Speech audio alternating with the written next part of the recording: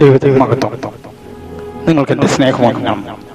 ഇത് ഇന്ന് അവൻ്റെ ശബ്ദം. നിവൃത്തിയായ വാഗ്ദാനങ്ങൾ.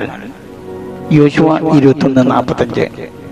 യഹോവ ഇസ്രായേൽ ഗൃഹത്തോട് അരുളി ചെയ്ത വാഗ്ദാനങ്ങൾ ഒന്നും വൃഥാവാകാതെ സകലവും നിവൃത്തിയായി.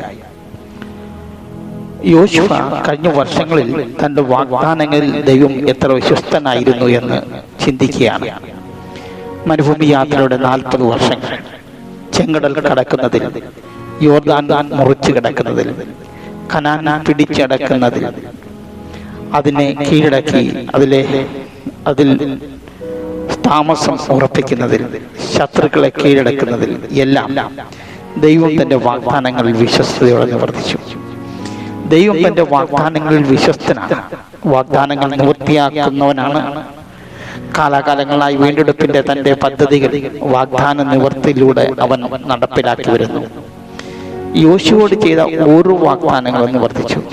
21:45 നമ്മെ സംഖ്യാപുസ്തകം 13-ാം അധ്യായത്തിലേക്ക് കാലേബിന്റെയും യോശുവയുടെയും ഒറ്റുനോക്കൽ റിപ്പോർട്ടിലേക്ക് കൊണ്ടുപോകുന്നു. ബഹുഭൂരിപക്ഷം 12-10 പിന്മാറുമ്പോൾ യോശുവയും കാലേബും മാത്രമാണ് ദൈവ വാഗ്ദത്തങ്ങളിൽ അചഞ്ചലമായ വിശ്വാസത്താൽ കനാൻ കീഴടക്കിയത്. അവർ ദൈവീയ വാഗ്ദാനങ്ങളെ വിശ്വസിച്ചു, ആശ്രയിച്ചു.